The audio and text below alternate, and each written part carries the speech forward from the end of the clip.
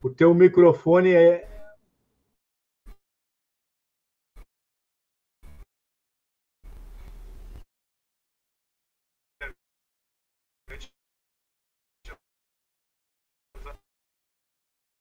O teu microfone...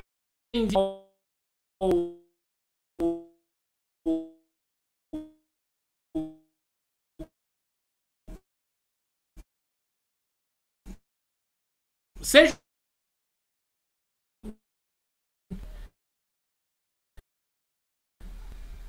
a nossa conversas, né, discussões e polêmicas que precisam aí serem aí a nossa conjuntura política nacional e também a nossa conjuntura política internacional.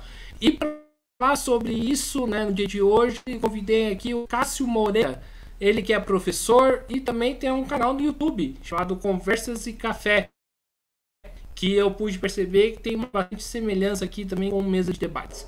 Então, ter internet um pouquinho instável, né? Mas para rolar a entrevista, para apresentações iniciais.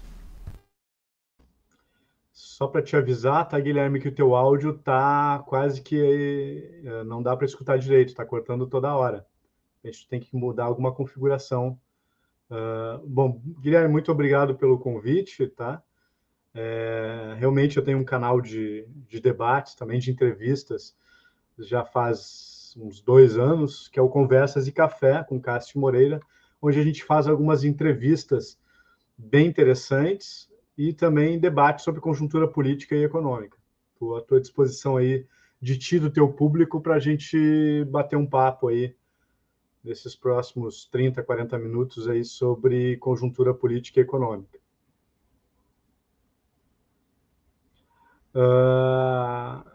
O Guilherme tinha me convidado para falar um pouco sobre a política econômica do país, também a conjuntura política, né, do início do governo Lula.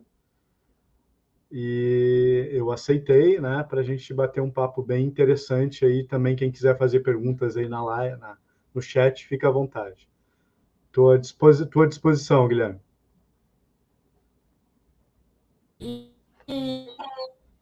Então vamos que vamos. Agora eu mudei aqui de local, espero que, né, estou mais próximo a minha rede de Wi-Fi, espero que melhore, né? Então vamos aí para a primeira pergunta, né? Uma pergunta mais ampla, né? Quero saber aí de você, Cássio. Qual que é o balanço que você faz desses 3 primeiros meses de governo?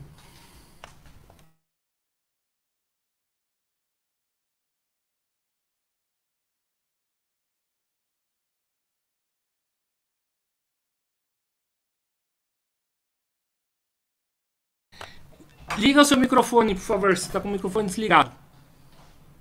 Perdão. Eu estava comentando que a gente está começando o terceiro mês, né? Foram praticamente 67 dias de governo. E, na minha opinião, o governo Lula tem começado bem, embora a gente tenha que contextualizar todas as imensas dificuldades que o governo tem, cuja principal delas é não ter uma maioria sólida no Congresso, né? Ou seja, tanto que isso explica por que aumentou de 20 e poucos ministérios para 37, se não me engano, né? Porque o governo precisa de uma coalizão política. Infelizmente, essa coalizão política com quadro multipartidário que a gente tem no Brasil, né, dificulta muito os governos e eles acabam tendo que fazer uma base, um governo de coalizão praticamente, onde há muitas trocas de interesses para conseguir uma sustentação parlamentar, que isso acaba sendo feito em todos os governos e todos que fossem eleitos precisariam do chamado centrão, né, que a gente chama.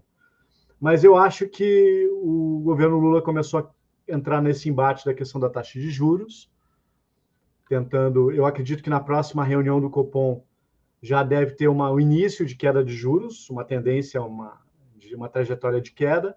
Não acredito que vai ser uma queda muito significativa, por enquanto. Acredito em 0,25, 0,5% percentual a queda da taxa de juros, mas o governo já começa a implementar algumas ações importantes, né? Só que ainda não tem.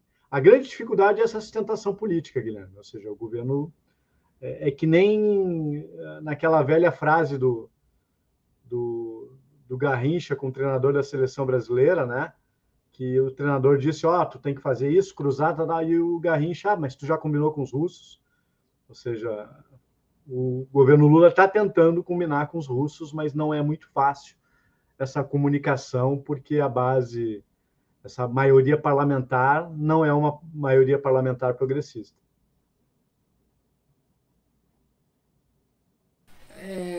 Você toca num assunto bastante interessante que acho que encaixa aí, a gente pode encaixar aí para uma próxima pergunta, né, para você, o Cássio.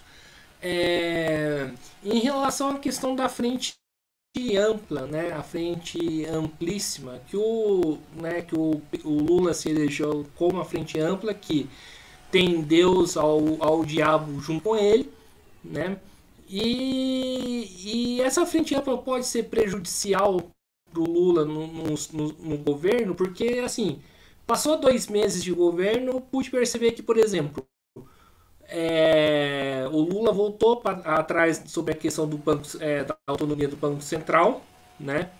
Antes ele se colocava corretamente contra e agora, né, não vai mais discutir esse assunto.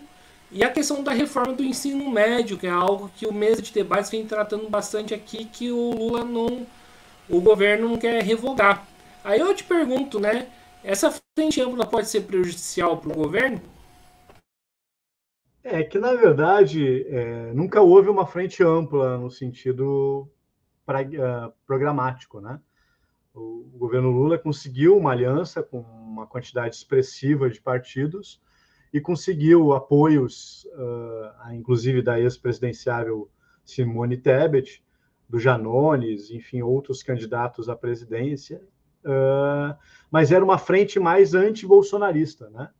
Então, essa frente anti-bolsonarista que contribuiu para a vitória do Lula, ela não é uma aliança programática. E aí que reside todas as dificuldades, né? Porque a partir do momento que o governo Lula começa um governo que, ao meu ver, vai tentar ser um governo mais à esquerda do que os outros dois, especialmente o segundo governo Lula, que foi mais à esquerda, né, do que o primeiro, esbarra nessa falta de sustentação. Então, na verdade, não foi uma aliança programática, né? Foi uma aliança anti-bolsonarista que deu sustentação à campanha do Lula, mas o programa econômico que venceu foi o programa encabeçado pelo PT e pelo Lula. Então, esse é o primeiro ponto. O segundo, da reforma do ensino, eu acho que a reforma do ensino ela tem que ser aprimorada. Tem coisas boas, tá? Vou dar um exemplo, tá? A questão de ter mais matemática e português no currículo é fundamental. Qualquer coisa que vocês façam hoje, desde um aplicativo no celular, etc., envolve algoritmos, envolve questões matemáticas na sua formulação, ou seja, a matemática está em tudo. E a gente tem um déficit de matemática muito grande no nosso ensino. Essa gurizada chega para fazer faculdade com uma base matemática muito fraca. E a matemática ela te ajuda a raciocinar, a raciocínio lógico, enfim. Só que também ter uma educação focada apenas em português e matemática, a gente está formando praticamente robôs inteligentes, ou seja, é necessário o quê? É necessário outras cadeiras, como história, enfim, que tragam também um senso crítico a essa educação. Então, a educação do ensino médio, ao meu ver, não foi toda ruim, tem coisas boas, mas tem coisas que têm que ser arrumadas. Então, no meu ponto de vista, tem que ter um aprimoramento e não a revogação total. Mas tu arrumar coisas que não estão corretas, na minha opinião. Agora, essa questão de tu fortalecer português e matemática, eu concordo de toda forma eu concordo com isso, desse fortalecimento da matemática e do português. Então, essa é a minha visão em relação à questão da reforma do ensino médio. Até a gente poderia discorrer mais, mas aí é um assunto bem complexo, daria mais tempo, né? E como a gente tem uma pauta bem diversa de assuntos, de forma bem resumida, é isso que eu penso. Não, tranquilo, acho que dá pra gente, inclusive, entrar um pouco nesse assunto, já que você colocou, né? Colocou uma opinião um pouco aí, né, divergente, né, das demais, né? Mas a pergunta que eu faço para você em relação a isso, o que que você propõe assim de concreto, né? Eu sei que é muito difícil falar sobre isso, mas qual que seria uma proposta de concreto em alternativa a essa reforma do ensino médio? Tu sabe, Guilherme, que eu fui candidato a deputado federal aqui no Rio Grande do Sul, pelo PDT, e uma dos meus carros-chefes de campanha, pelo menos era uma pauta que não é o deputado federal que vai fazer, mas que eu levantei, que era a ideia de um CIEP 5.0, ou seja, uma modernização do antigo CIEP lá do Brizola, mas para o mundo digital como a gente é hoje. E aí lá no meu canal do YouTube eu tenho um vídeo todo explicativo sobre o que seria esse CIEP 5.0, onde num turno essa gurizada teria uma educação, conhecimentos, com dois eixos principais, que é português e matemática, tá? Português e matemática, mas idiomas, história, também traria algumas cadeiras como fundamentos de economia, direito constitucional, nutrição, etc., para a grade curricular do ensino médio.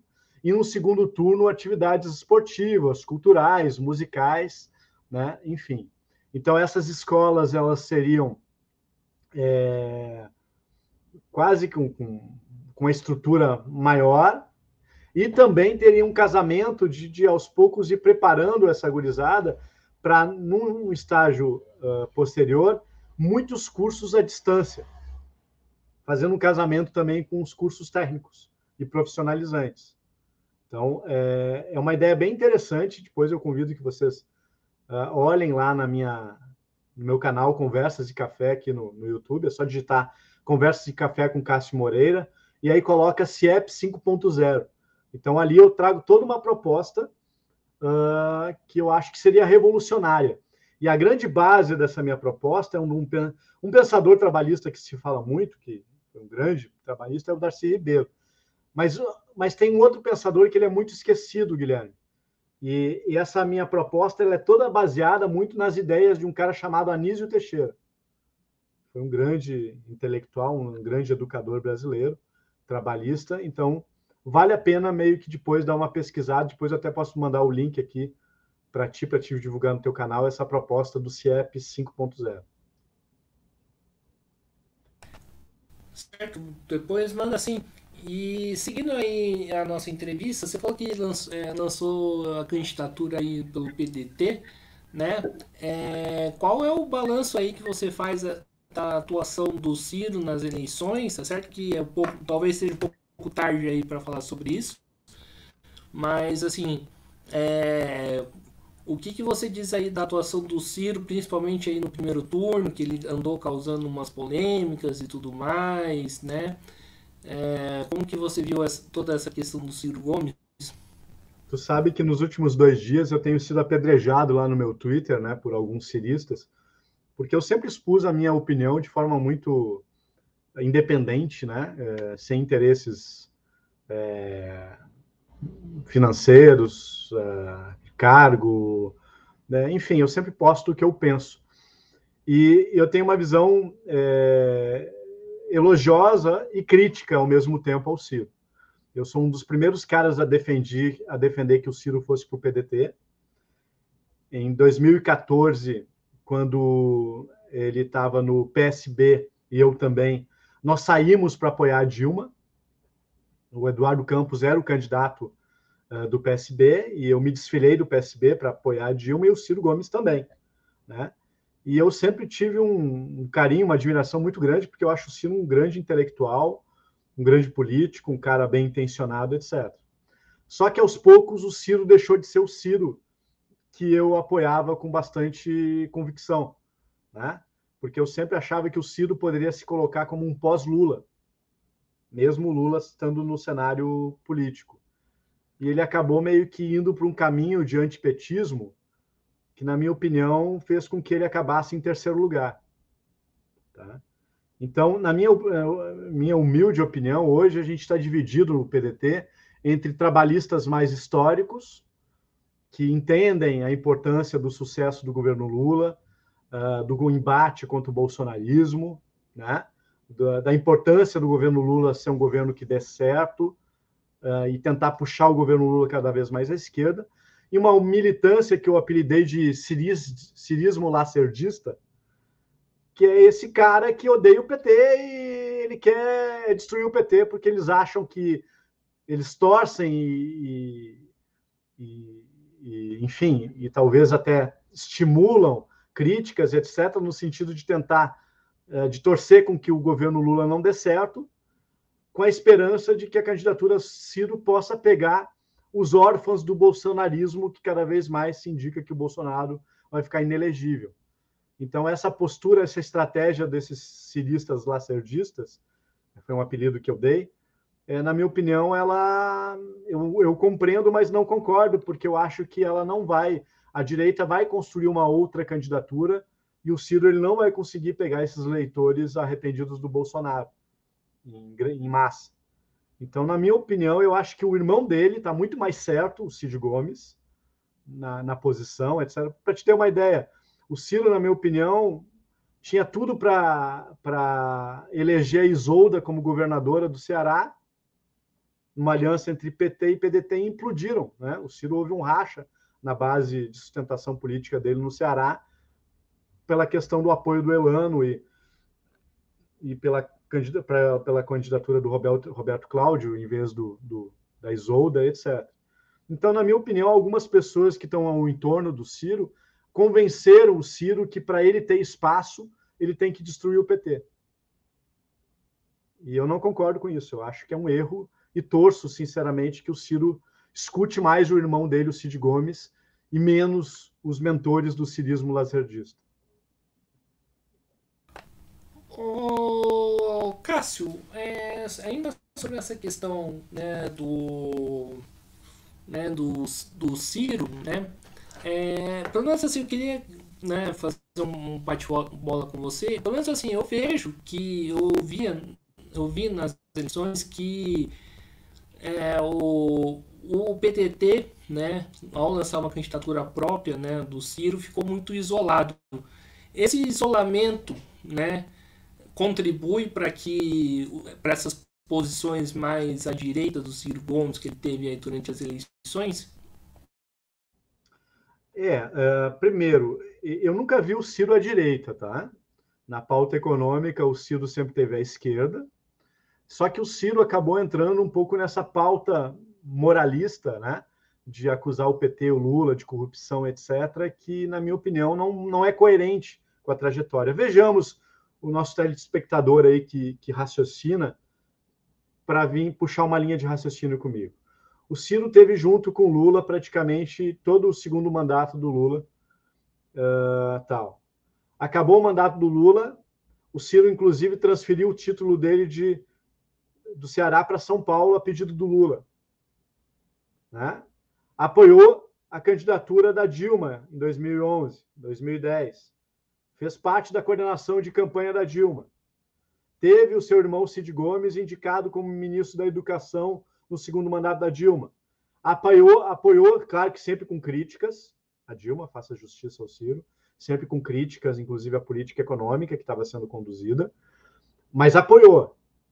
Tudo bem, fazer críticas ao PT, à política econômica, como o Ciro se comportou lá em 2018, perfeito. Eu acho que o grande erro do Ciro não foi não ter repetido 2018.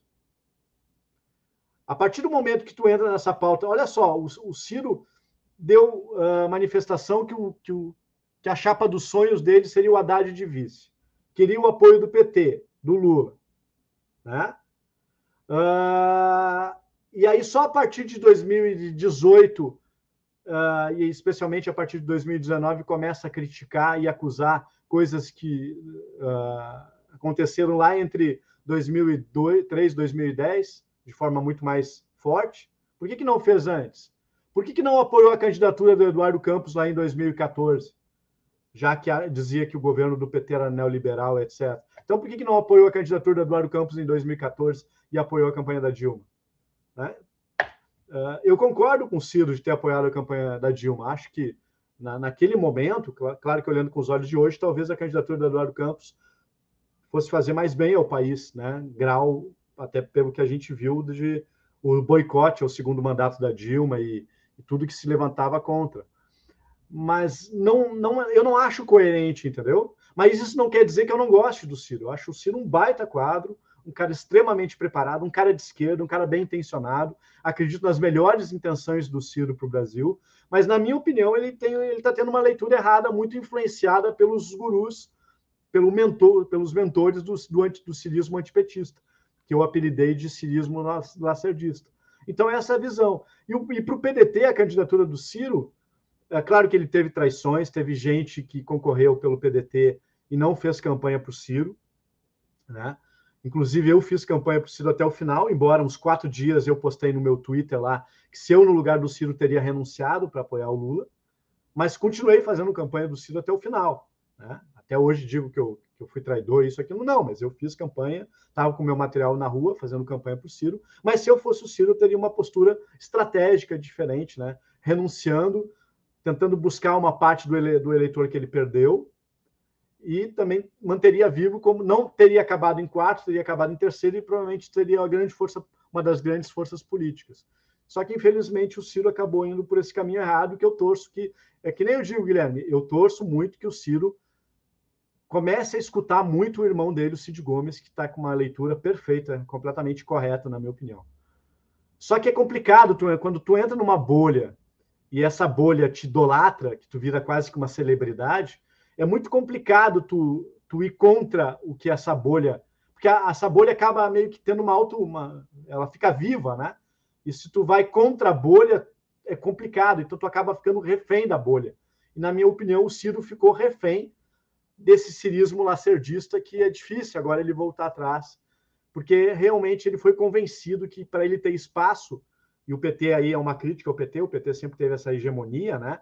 De dificilmente apoiar nomes de outros partidos, mas o Ciro foi convencido que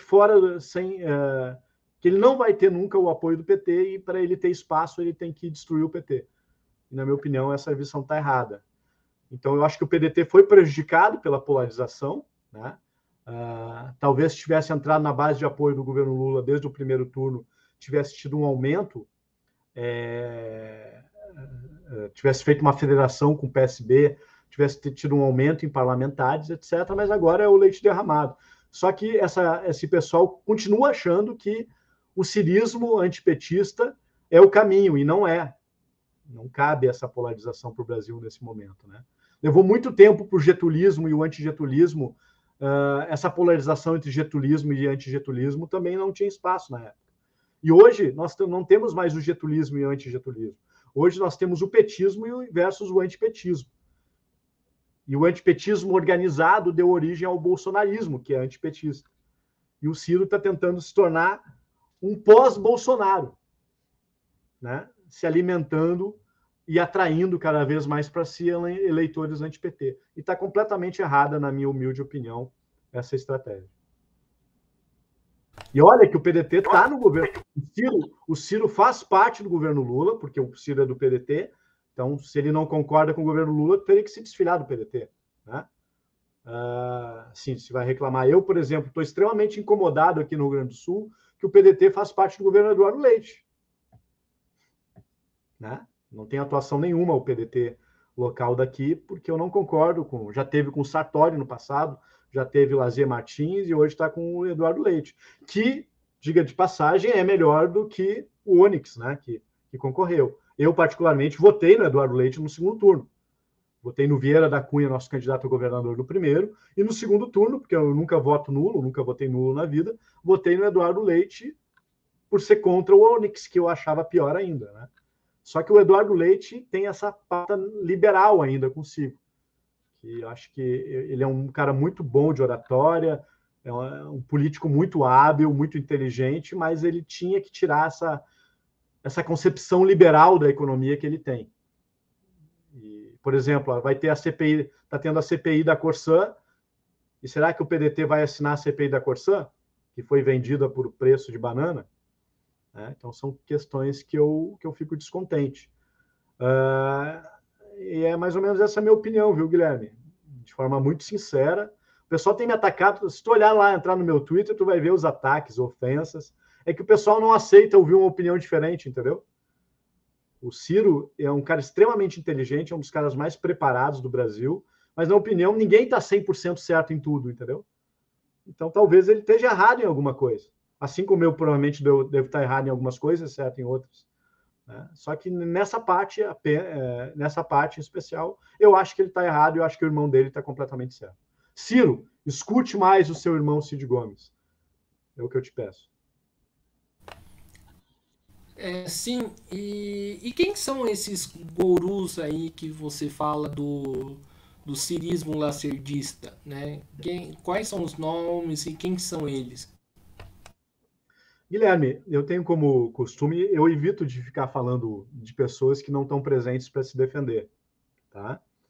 Mas o que eu digo para te identificar, quando eu falo cirismo lacerdista, é os ciristas antipetistas, que acham que se tiver apoio do PT, ou querer apoiar o PT, eles vão estar sendo um puxadinho, ou isso, aquilo, entendeu? Não.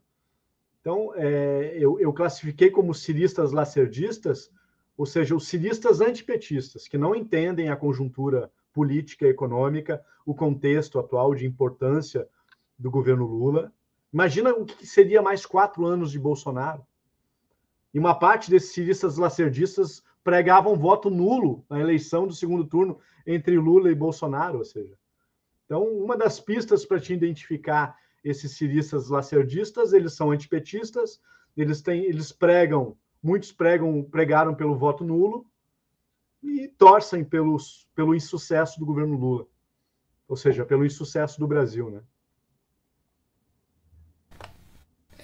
Fala um pouquinho aí de política econômica, né, do governo Lula, né? Você disse que o governo Lula começou mais à esquerda, né? Mas fazendo uma provocação para você, né? Mas já teve alguma discussão entre o Carlos Lupe, né, que é o presidente nacional do PDT, né, com o governo Lula acerca da reforma, né, trabalhista, né, que deveria ser revogada e não vai, e ao que tudo indica não vai ser. Como que você vê essa questão da política econômica? O PT vai continuar com essa política econômica neoliberal, né? Bom, vários pontos. Primeiro, eu não estou dizendo que o governo atual já é mais à esquerda. É muito cedo ainda para dizer isso, tá? Eu digo que eu tenho uma esperança, eu tenho uma impressão que o governo Lula vai tentar ser um governo mais à esquerda do que foi. Especialmente o segundo governo Lula, que foi muito bom. Tá? Então, essa é a primeira concepção, ou seja, há uma tentativa. Só que assim, ó, se tu pegar a votação dos parlamentares do PT no Congresso, tu vai ver que grande parte da atuação do PT no Congresso é progressista. Então, o governo muitas vezes não consegue fazer coisas porque ele não tem maioria parlamentar. Essa que é a grande questão. Então, o que eu penso é que o governo ele vai estar aos poucos tentando costurar, só que essa maioria parlamentar que o governo Lula pode conseguir, ela não vai ser muito coesa. Ela vai ser mais toma lá da cá, infelizmente. Tá? Só que eu não vejo outra maneira, com esse quadro político partidário e essa excrescência de partidos, de se fazer isso. Outra coisa, Guilherme, eu respeito, mas eu discordo. Até está para sair um artigo meu que vai meio que trazer bastante repercussão. Eu discordo essa ideia que o PT foi neoliberal. Isso, na minha opinião, é uma grande falácia. Uma narrativa que se trouxe, e alguns acabaram até por boa fé, pela questão da taxa de juros alta, isso, aquilo, como um governo neoliberal. O governo do PT não foi um governo neoliberal, tá? Embora nós tivemos um quadro hegemônico no mundo do neoliberalismo. Vou te dar um exemplo. Nenhum governo neoliberal aumenta o número de concurso público. Porque a própria essência do neoliberalismo é a diminuição do Estado. Né? Ou seja, o neoliberalismo ele traz privatizações, ele traz redução do Estado, ele traz diminuição da máquina pública. Tanto o governo Lula quanto o governo Dilma não tiveram diminuição da máquina pública. Não tiveram diminuição de concursos. Ah, mas os juros, os banqueiros... Bom, isso são questões também de política econômica, de macroeconômica. A questão do juro, ela sempre foi importante no sentido de sustentar a política cambial valorizada como uma forma de conter a inflação. O próprio Ciro, que também está para sair um artigo, um capítulo de meu, que eu vou escrever um capítulo de livro sobre o Ciro, ministro da Fazenda, contando a história dos ministros da Fazenda, e eu escrevi sobre o Ciro. O próprio Ciro levou a taxa de juros para a estratosfera lá no governo Itamar Franco. E aí o Ciro foi neoliberal? Não, o Ciro estava adotando uma política de contenção da inflação para tentar salvar o Plano Real, e o Ciro foi um grande ministro da Fazenda. Na minha opinião, um dos melhores que o Brasil já teve. Né? Então, é muito fácil falar em governo PT, neoliberal, mas é uma grande falácia. Ah, mas o Ciro falava muito. É que o Ciro estava numa estratégia, numa narrativa. Ele tentou se posicionar no meio do Lula e do Bolsonaro, para tentar pegar o eleitor do Lula, ele começou a dizer que o Lula não era de esquerda, que o governo era neoliberal, por conta que o governo Lula manteve o tripé macroeconômico do governo Fernando Henrique Cardoso, no segundo mandato. Só para te ter uma ideia, Guilherme, o Vargas, quando assumiu em 50, nos 2 primeiros anos, ele fez uma política de austeridade. E nos 2 últimos governos, uma política mais nacionalista e progressiva. E outra que a gente tem que ver também, que o governo Dilma foi um governo interrompido por meio de um golpe parlamentar, né? Transmutado, vestido de impeachment. Então foi um governo que talvez o Levi, que foi um grande erro da Dilma, mas a ideia da Dilma era, nos 2 primeiros anos, fazer uma política mais de austeridade, de corte de gastos, por isso que ele botou um cara chamado, apelidado de Mãos de Tesoura, que era o Levi, que depois virou presidente do BNDES do Bolsonaro, para nos 2 últimos anos tentar voltar um pouco com a política mais social desenvolvimentista do segundo mandato do Lula, né, com Manteiga na frente. Então, assim, eu desafio para qualquer um que queira me chamar para a gente debater só sobre isso, eu estou aberto aí, só me chamar para o seu canal, tal, que o PT foi neoliberal. Então, na minha opinião, Guilherme, respeito, mas o PT não foi neoliberal. Tá?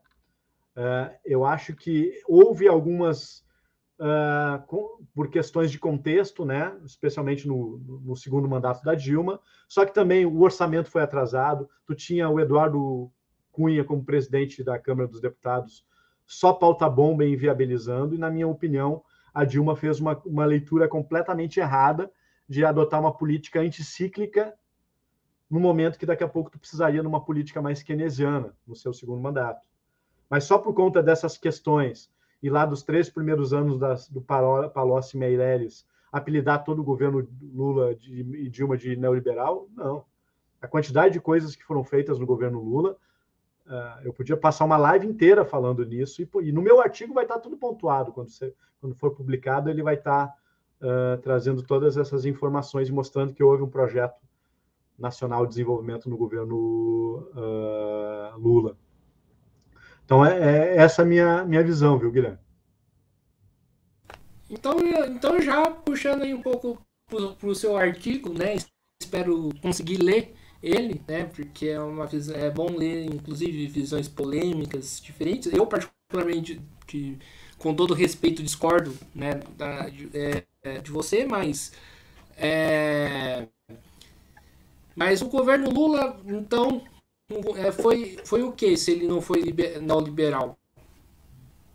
Bom, primeiro, e outra coisa interessante, tá?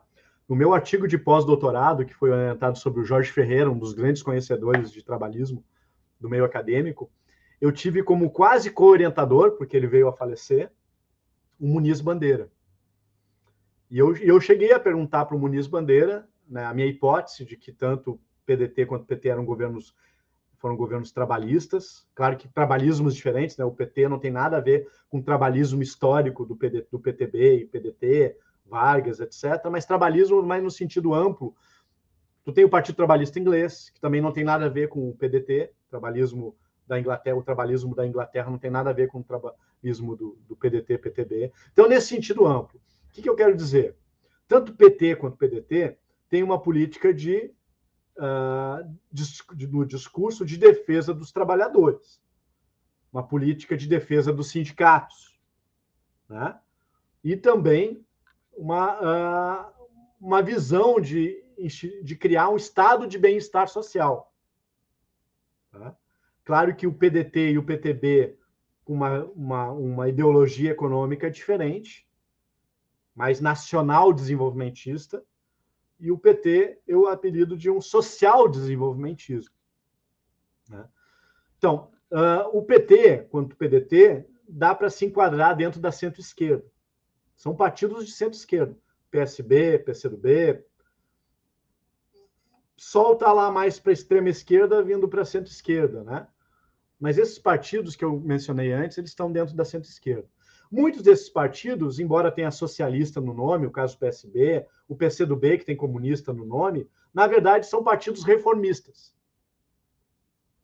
Que eles não pregam a ruptura com o capitalismo.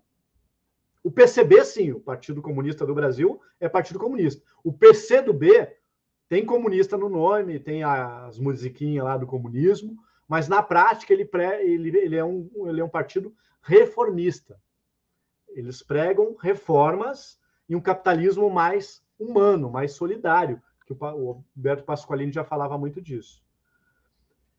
Esse campo, ele de certa forma, ele está muito próximo da social-democracia. Claro que uma social-democracia diferente da Europa, até por um contexto completamente distinto, diferente na América Latina. O Muniz Bandeira dizia que o trabalhismo foi uma tentativa de social-democracia na América Latina. Então, eu vejo como partidos sociais-democratas ou trabalhistas, porque eu uso o sinônimo de o trabalhismo como uma nuance da social-democracia. Todos eles visam o quê? Um estado de bem-estar social. Tá? Então, nessa concepção, eu vejo, então, o PT como um partido social-democrata, uma tentativa de social-democrata, e a divisão que eu faço desses governos, do Lula e da Dilma, eu vejo os 3 primeiros anos do governo Lula um governo mais social-liberal, a dupla lá, Meirelles-Palocci, né? A partir do Manteiga, no Ministério da Fazenda, notável desenvolvimentista, da Dilma, histórica trabalhista, né? Sua escola toda no PDT, como um governo social-desenvolvimentista. 2011, houve uma tentativa de correção, especialmente da política industrial, que não deu certo no governo Lula, embora houvesse uma política industrial.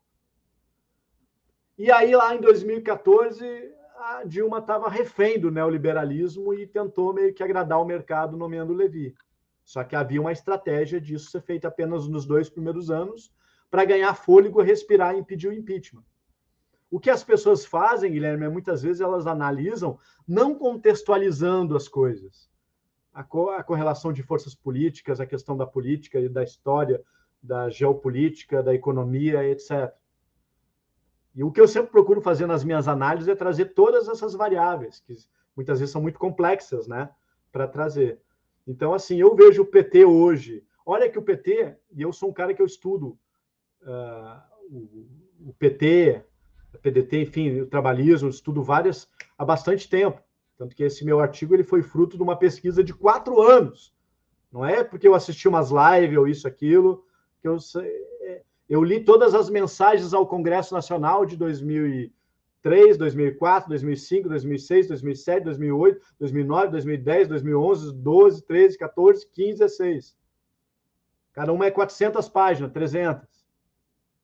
Eu sistematizei. Então, teve um estudo muito aprofundado para sustentar essas coisas que eu digo. Não é só apenas, né, uma visão que eu tenho, que eu gosto, isso, aquilo e tal. E aí o que acontece?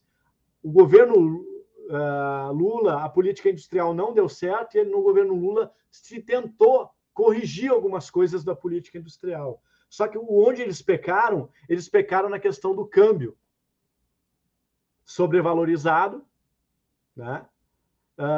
A taxa de juros e o câmbio não foi usado muito conforme uma macroeconomia desenvolvimentista. E outra, né? E aí o Ciro tem razão, né? Essa questão do governo de coalizão. Mas se o Ciro tivesse sido eleito, também ele teria que estar negociando com o Centrão.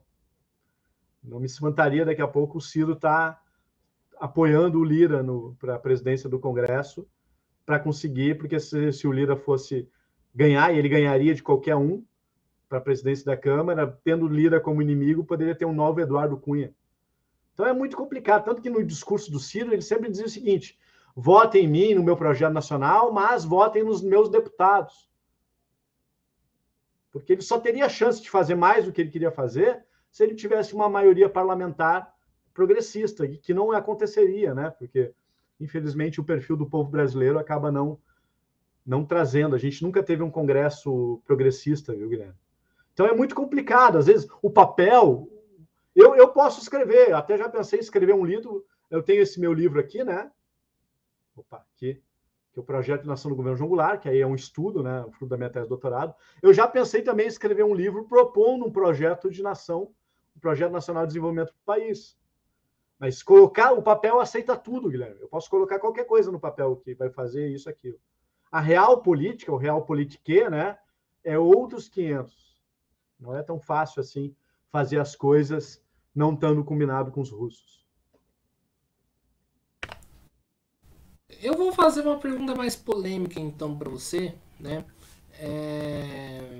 É possível fazer um governo, né, trabalhista, um governo desenvolvimentista ou social-democrata no atual estágio do capitalismo?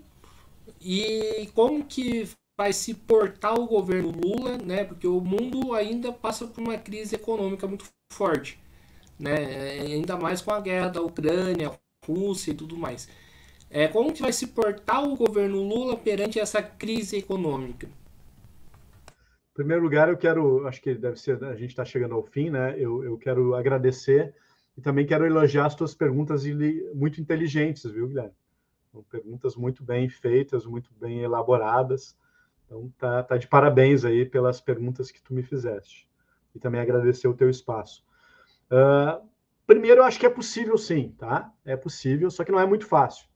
Só que quanto mais esse campo da esquerda ficar dividido, mais difícil essa tarefa, né? O governo Lula é um governo trabalhista, tá? No seu discurso, na sua intencionalidade, tá?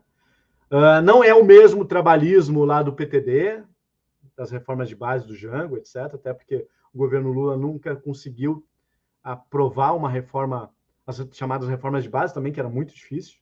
Embora o governo Lula fez algumas coisas, por exemplo, o Jango tinha a reforma urbana, o governo Lula, por meio do Minha Casa e Minha Vida, trouxe toda uma reforma urbana para o país, no sentido de resolver o déficit habitacional.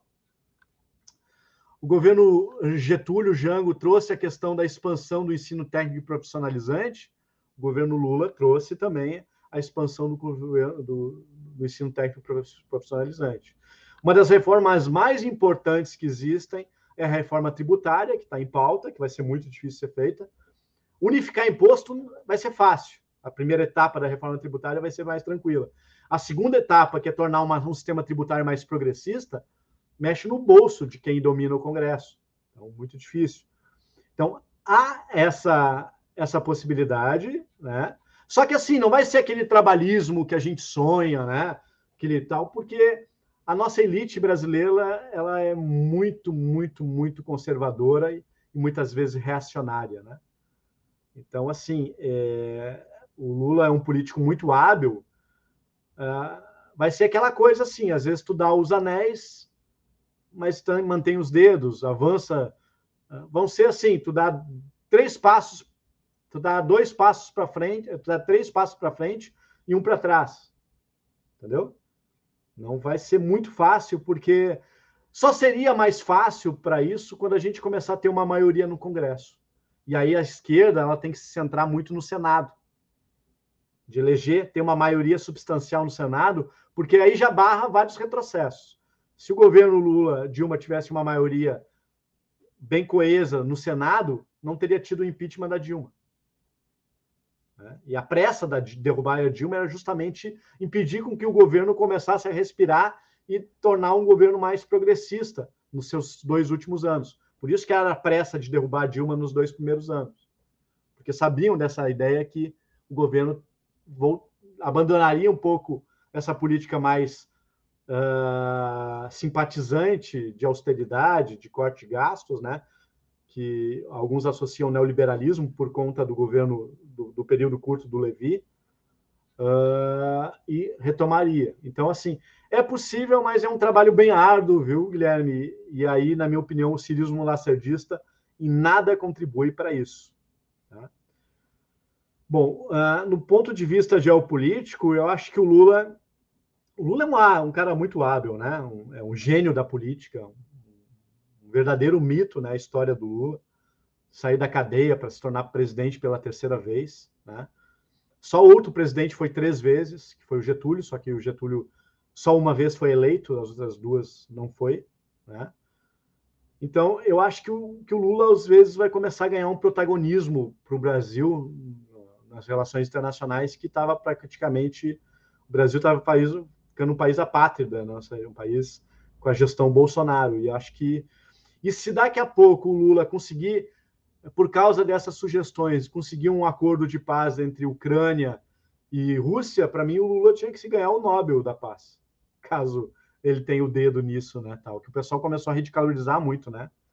É difícil, não é fácil, mas se daqui a pouco faz isso, nossa, é um feito espetacular. Mas eu te falei, Guilherme, as dificuldades vão ser muito grandes para o governo Lula, porque assim como o Jango teve ataque de tudo que é lado, inclusive da esquerda, né? A esquerda mais radical, tanto que na época se falava que tinha a esquerda positiva e a esquerda negativa, né? A esquerda positiva é que compreendia as sinalizações que o Jango tinha que dar, as acomodações, as negociações, as coisas lentas, e a esquerda negativa, que se apelidava na época, é aqueles que pregavam reforma já e acabaram meio que ajudando muito para o golpe contra o Jango.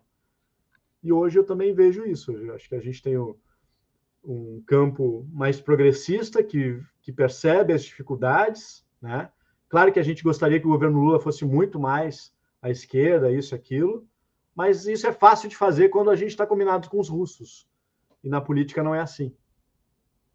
Espero ter respondido teus inteligentíssimos questionamentos, Guilherme.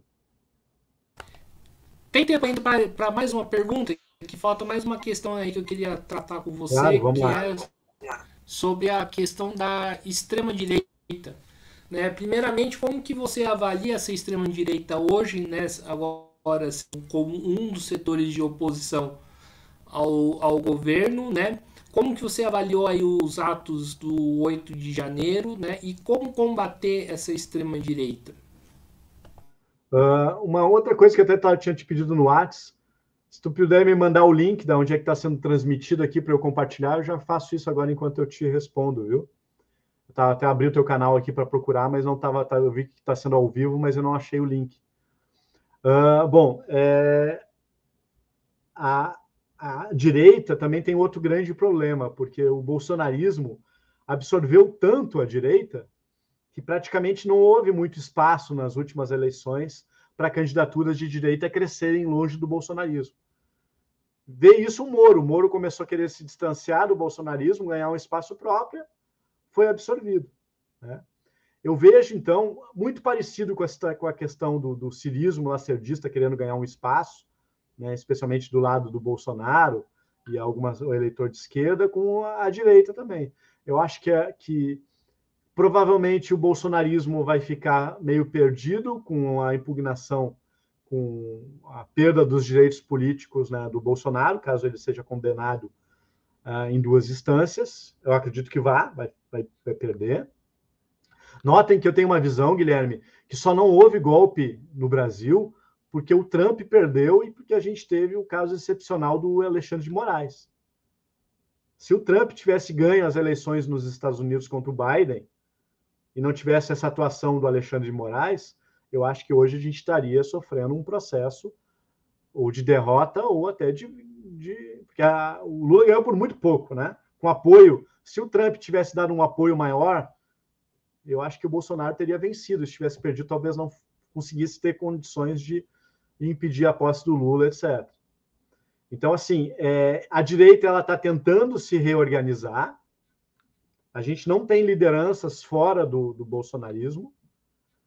E o bolsonarismo está tentando ver como vai sobreviver sem o Bolsonaro. Só que o que alimenta o bolsonarismo não é o Bolsonaro. O que alimenta o bolsonarismo é o antipetismo, que é isso que o cirismo lacerdista está de olho. O cirismo lacerdista sabe disso e está de olho no antipetismo. Querem pegar o antipetismo para eles. Só que é completamente incoerente, né? Por isso que tem esse discurso que é PT neoliberal, é de esquerda, para poder tentar pegar o eleitor do nacionalista, né? Lembrando que Hitler era nacionalista, Mussolini era nacionalista. Então, o nacionalismo é um conceito muito amplo. O que a gente tem que lutar é por um nacionalismo trabalhista, né? E aí o que acontece? Essa direita, ela vai ter muita dificuldade de ter um espaço. Eu acho que a polarização vai continuar ainda entre o petismo e o bolsonarismo, que é o antipetismo. O Tarcísio vai tentar pegar esse lugar de ser o candidato do bolsonarismo. Só que o bolsonarismo, o que difere o bolsonarismo do antipetismo é que o bolsonarismo é radical, né? E muitas vezes ignorante. Né? O antipetismo não sempre. Né? Se fala na esposa dele, na Michele Bolsonaro, que essa questão das joias eu acho que acaba dificultando, né, pavimentar. Então eu ainda acho que pode surgir uma outra liderança bolsonarista que consiga pegar esse espólio que vai sobrar do bolsonarismo, porque o bolsonarismo ainda está muito vivo no Brasil. E eu, sinceramente, não vejo a polarização fora de petismo e bolsonarismo numa futura eleição. Né? Acho que a Simone Tebet fez um movimento extremamente inteligente, embora a Simone eu vejo ela muito parecida com o Eduardo Leite. Uma política extremamente hábil, inteligente, sabe se posicionar, etc., só que, infelizmente, acredita no ideário liberal. Né? E eu torço que o Ciro escute o irmão dele, o Cid Gomes, e faça parte do governo Lula, de alguma forma, ajude, e aos poucos seja o grande candidato que tente unir as esquerdas. Mas, para isso, ele vai ter que mudar muito essa posição. Acho difícil ele fazer isso, ele não vai conseguir. Eu acho que o PT já puxou o tapete do Ciro algumas vezes, no caso do PSB lá em 2018, que é, né, a neutralidade do PSB. O Ciro tinha que ter sido apoiado pelo Haddad, com o Haddad de vice lá em 2018, embora foi convidado o Ciro para ser o vice do Lula, sabendo que o Lula não seria candidato. Aí o Ciro assumiria a candidatura e o Haddad iria de vice. O Ciro não aceitou isso. Também, para mim, foi um erro. O Ciro deveria ter aceito isso, né? Mas eu não confio no PT, PT, Escorpião, etc. Acho que não, naquele momento, se o Ciro tivesse aceito ter sido vice do Lula, o Lula não seria candidato e o Ciro seria o candidato com o Haddad de vice. E provavelmente nós poderíamos ter chance de ter ganho aquelas eleições em 2018. Mas, como a gente não... O leite derramado, né? Então, é isso que eu acho em relação a claro que a gente só vai poder ver essa minha análise daqui a uns 4 anos, né? Se o que eu estou falando agora... Olha, é muito difícil falar com 4 anos de antecedência. Mas eu acho que as próximas eleições municipais vão ser um termômetro, né? O pêndulo estava lá na extrema-direita, em 2018. Em 2020, ele estava na centro-direita. Em 2022, ele estava no centro. E eu acho que nas próximas eleições, agora 2024, ele vai estar indo para a centro-esquerda e não vai mais que isso. Não vai ter essa coisa de extrema-esquerda como tinha de extrema-direita na eleição do Bolsonaro. O pêndulo só vai até a centro-direita, a centro-esquerda e volta, né? Então, eu acho que nas próximas eleições a gente vai estar passando do centro e indo um pouquinho para a centro-esquerda. Acho que a candidatura aqui à Prefeitura de Porto Alegre, eu torço muito numa chapa tipo Pedro Ruas e Juliana Brizola, com uma união entre PT, PDT, PSB, PSOL, PCdoB, o campo todo de esquerda unido na eleição aqui em Porto Alegre. Seria muito bom se isso acontecesse. O Pedro Ruas é um grande trabalhista histórico, né? Ficaria muito feliz dele estar junto com o PDT, etc. A Juliana Brizola até mudou um pouco o posicionamento dela no segundo turno, enxergando isso, apoiando o Lula, fazendo campanha para o Lula, se posicionando, né, do Lula. Então, a parte do PDT entende essa importância da eleição do Lula para o país e a importância da gente trabalhar, torcer, enfim, quem está mais distante, quem está mais dentro trabalhar, enfim, lutar para que o governo Lula seja um governo de sucesso. Só que o cirismo lacerdista não quer isso, porque se o Brasil tiver sucesso com o governo Lula, não tem espaço para uma candidatura. Entende? Então, essa que é a ideia deles serem a oposição ao PT, por meio do espólio do bolsonarismo, por meio do antipetismo e para o cirismo lacerdista. Então, te dei um cenário todo assim, respeito quem pensa diferente, mas é a minha humilde opinião.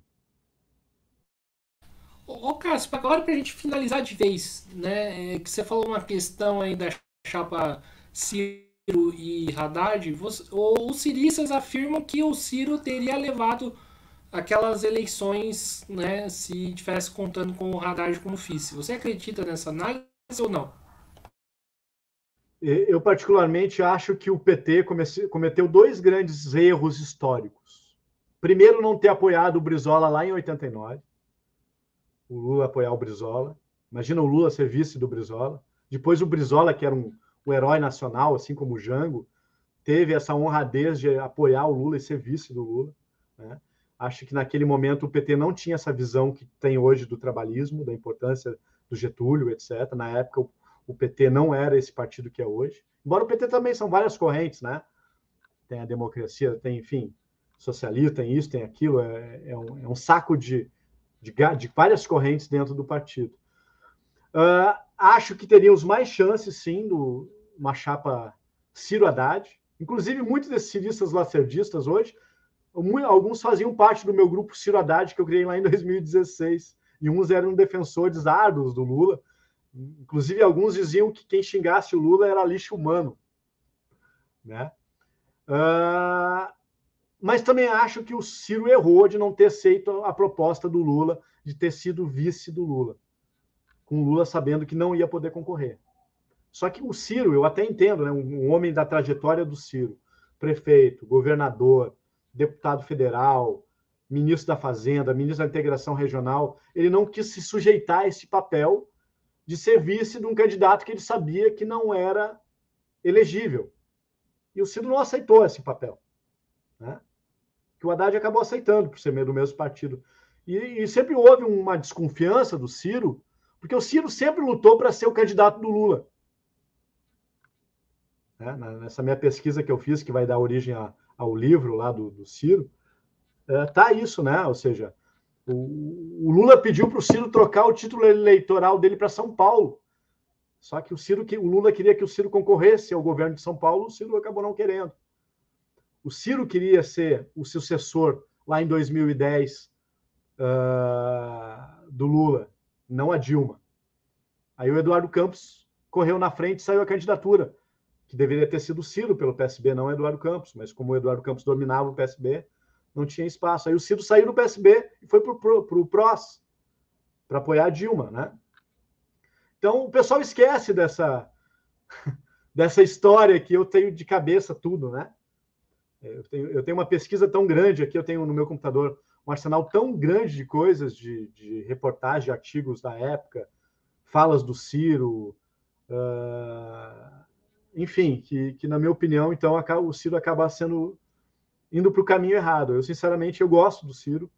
Acho que alguns petistas acusam o Ciro de direita, isso, aquilo, estão errados. O Ciro é um cara de esquerda, bem intencionado, correto, só que ele foi intoxicado, na minha opinião, com essa ideologia do cirismo lacerdista que prega que ele tem que ser antipetista para ter espaço para poder sobreviver. que eu discordo, e eu concordo muito com o irmão dele, o Cid Gomes, e com o Lupe, né? Que é o presidente do PDT, é ministro da Previdência, que também essa questão da Previdência que tu tinha perguntado lá atrás, Guilherme, não é muito simples, né? O Lupe está certo em rever esse acordo da Previdência, mas talvez não seja o momento agora. Tem que ter uma correlação de forças que dê para sustentar politicamente isso, entendeu? E o Lula não tem essa correlação de força. Ele está se aproveitando da invasão do 8 de janeiro, dessas questões todas, para poder ter um espaço, mas a mídia já está começando a bater noite e dia na política econômica do Haddad. Então, é complicado, não é muito fácil, Guilherme. Só que o pessoal aí fica me ridicularizando, isso e aquilo. Por isso que eu agradeço o teu espaço para eu poder falar e não me escuta. Uma coisa é tu escutar, ouvir os meus argumentos, respeitar e discordar. E outras, ridicularizar um cara que tem a minha história e a minha contribuição ao trabalhismo. E que sempre foi muito independente. Eu vou te passar um artigo meu de 2015, Ciro e PDT, casamento perfeito. Tudo que está lá no artigo de 2015, que o Ciro pensava, outros pensavam, e eu continuo pensando, muitos mudaram de ideia, não penso mais assim, e eu continuo com a minha coerência de 7 anos atrás do que eu escrevi. Então, uma coisa que não podem me acusar é de ser incoerente. Então, eu só mantenho a minha coerência. Quem mudou foi o Ciro, né? Não fui eu, em termos dessa relação do PT com o PDT. Tanto que o Ciro deu uma entrevista que queria pegar o Lula embaixo do braço e levar ele para uma embaixada para proteger ele. Lembra disso, Guilherme? Ou seja, cara, eu continuo mantendo a minha opinião lá de 2015. A mesma visão, até porque o governo Lula acabou de 2013 ou 2010. Se era para eu criticar o governo Lula, era para eu ter criticado lá na frente, lá atrás. E não por questões eleitorais de construir narrativa agora. Talvez o Ciro nem queira mais falar comigo, me ouvir e tal, mas eu falo isso porque eu realmente gosto dele. Acho que ele é um cara brilhante. Mas o que o Lula estava rodeado de bajulador, que só escutava o que o Lula gostaria de ouvir. Eu não estou fazendo isso, Ciro. Eu não estou falando o que tu gostaria de ouvir. Eu estou discordando de ti em algumas questões, embora sou um cara que sou um grande admirador de tu como político. Embora eu acho que tu está errado e o teu irmão Cid Gomes está certo. Então é isso aí, pessoal. Né? Estamos encerrando aqui mais uma entrevista do Mesa de Debates. Né? Quero aqui agradecer a presença do Cássio Moreira. Gostei aí demais de bater um papo com ele, apesar de várias colocações que ele colocou aqui que eu particularmente aí, né, discordo, mas como é um canal que chama Mesa de Debates, é sempre bom aí escutar opiniões divergentes. Então, quero agradecer a presença dele e passo a bola aí para ele de novo fazer as considerações finais. Isso que é trabalhismo, viu, Guilherme? É tu poder ouvir o divergente. Sabe, na época que eu fiz aquela postagem lá no Twitter, me excluíram de grupos do PDT, me xingaram, me ameaçaram. Isso não é trabalhismo, isso é fascismo. O trabalhismo, ele prega a liberdade de pensamento e só porque eu tenho uma opinião diferente de ti no campo das ideias, não quer dizer que eu seja teu inimigo. Então, esse pessoal civismo lacertista que está me escutando, até poderia encontrar, tomar um café, jogar um futebol, né, tal. Não são meus inimigos. Mas eu discordo de vocês no campo das ideias. Vocês estão completamente errados nessa estratégia, e essa estratégia afundou a candidatura do Ciro e fez com que o Ciro ficasse em 4º lugar. Poderia ter ficado em 3º, melhor posicionado, porque a polarização era muito difícil de romper, né? Então, não deixaram o João Santana trabalhar. O João Santana deve ter tido uns graus de liberdade reduzido para botar. E lembra na entrevista do João Santana no Roda Viva? Que para ele a chapa dos sonhos dele seria Ciro e Lula? O João Santana, que foi o marqueteiro do Ciro, falou isso, que a chapa dos sonhos dele seria Ciro e Lula, a minha também, né? Então, assim, te agradeço demais o espaço, a forma respeitosa que tu me tratou, né? É muito bom debater assim, mesmo que não concorde comigo, enfim, dá espaço para... O Ciro diz que transcrevendo, né, o que ele fala, que às vezes tentam ridicularizar o carteiro para que não leiam a carta. É o que estão fazendo comigo, estão querendo me cancelar para que eu não seja escutado, para daqui a pouco eu faça algumas pessoas pensarem e daqui a pouco reverem a sua opinião, porque isso vai de acordo contra a doutrinação e a narrativa que estão tentando construir de olho numa candidatura que pegue o eleitor do Bolsonaro por meio do antipetismo. É isso. Muito obrigado, Guilherme. Só que a correção aqui, né, que você falou, eu não sou trabalhista, não me reivindico trabalhista, eu sou comunista, mas tudo bem, mas isso aí é pauta aí para outra questão. Show, show. Então eu não é isso aí. Eu acho que a gente conversou num grupo trabalhista, não lembro, no WhatsApp, mas também te convido a te mandar algumas coisas do trabalhismo para te ler e tal e conhecer. Claro que tu já conhece muito, mas se quiseres ler algumas coisas interessantes que eu sempre indico, estou à tua disposição também. Muito obrigado. Pode mandar. Enfim, então, mais uma vez aqui agradecendo ao Cássio, agradecendo a você que estiver nos assistindo, lembrando sempre aí de se inscrever no canal Podcast Mesa de Debates de Tudo Um Pouco, compartilhe o nosso trabalho, curta, comentem, critiquem, elogiem, façam as suas considerações aí nas lives, né? Seja nessa, seja em outras, também em matérias, também em programas que o canal apresenta, seja através de mim ou também através do André e do Willis. Curta a nossa página no Facebook, Podcast Mesa de Debates de Tudo Um Pouco. Siga a gente no Instagram, Mesa de Debates. E quem puder, colabore aí com o nosso Pix 385 007 02800 CPF. E lembrar aqui também que logo menos teremos o nosso padrinho. Então, aí mais uma novidade do Mesa de Debates que nós vamos conversar aí durante o longo dessa semana. Então, forte abraço a todo mundo e fui. Obrigado.